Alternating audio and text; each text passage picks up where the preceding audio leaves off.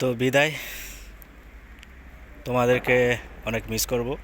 তোমাদের কথা সবসময় মনে থাকবে। আসলে আমরা এখান থেকে যাচ্ছি আমাদের নিজের দোষের কারণে। তো যাই হোক, চলে যাই সামনে আমার বাস স্টপ।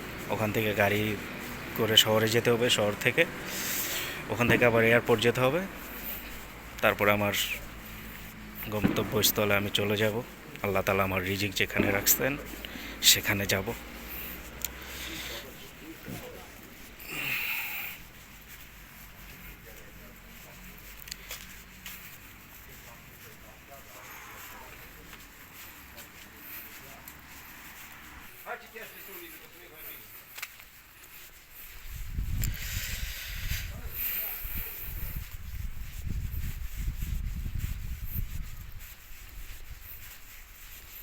এই প্রথম বিদেশে আসছি, তো এখানে আমার ফার্স্ট চাকরি। যাই হোক, আসলে ফার্স্ট তখন, এখন যে বেতন বাড়তি তা তো কোনো শান্তি নেই, কিন্তু প্রথম যে আমাদের বেতন কম ছিল তখন অনেক শান্তিতে ছিলাম, সবাই হ্যাপি ছিলাম। আমাদের কোম্পানির মহাজন, সে আমাদেরকে প্রতি সপ্তাহে, এভরি উইক, প্রতি সপ্তাহে আমাদের 2টা করে খাসি গিফট করতো আমাদের খাওয়ার জন্য।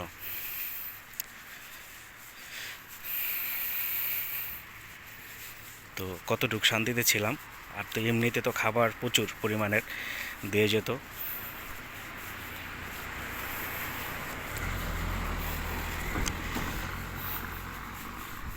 তো এটা হচ্ছে হাইওয়ে, মেন রোড এটা, এখানে দাঁড়াতে হবে।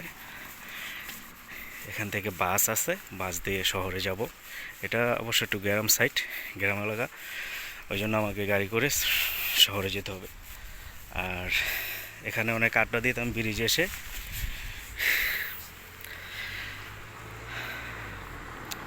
কারণ বিচ, লেক, এরকম ছোট ছোট খাল, আমাদের ভাষায় খাল বলা হয়,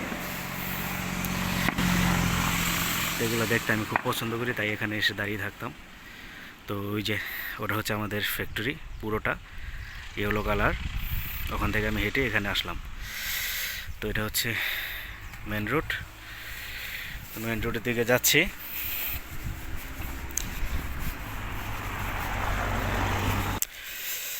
মেন রোড চলে আসছি সামনেই, ওখানে যাত্রী ছাউনি আছে, সেখানে দাঁড়াবো। তো দেখেন কি, আসলে আমাদের এভরিথিং যা যা প্রয়োজন সব কিছু এখানে দিয়ে দিচ্ছে। ওভেন থেকে শুরু করে খাবারের জায়গা, ওভেন, ফ্রিজ, তারপরে ওয়াশিং মেশিন, যেটা যেটা প্রয়োজন, এবং ওয়াইফাই, প্রতিটা রুমে একটি করে টেলিভিশন।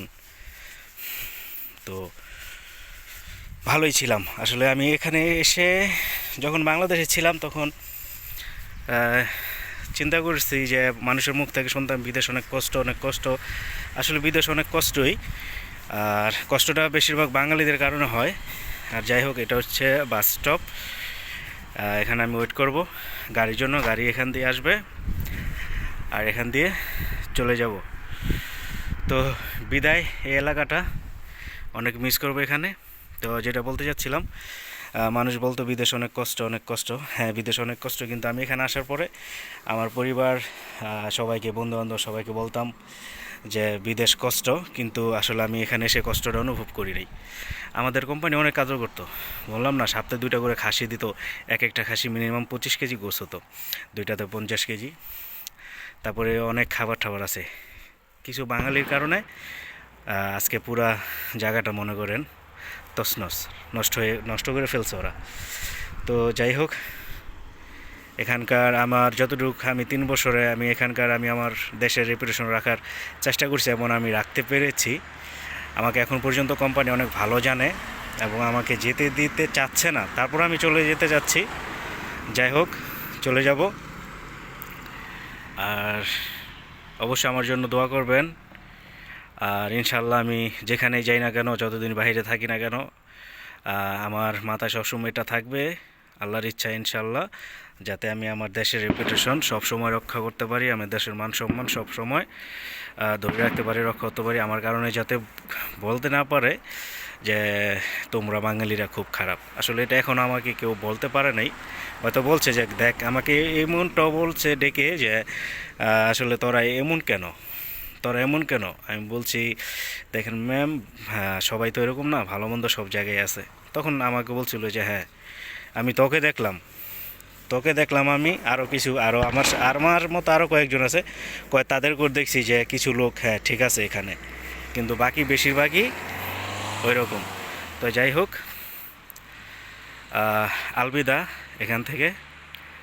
পরবর্তীতে কোথায় যাব সেটা যদি কোনো ভিডিও করি কিংবা জানাই, সেটা অবশ্যই আপনাদের সাথে শেয়ার করব। তো আজকে এ পর্যন্তই। আসসালামু আলাইকুম।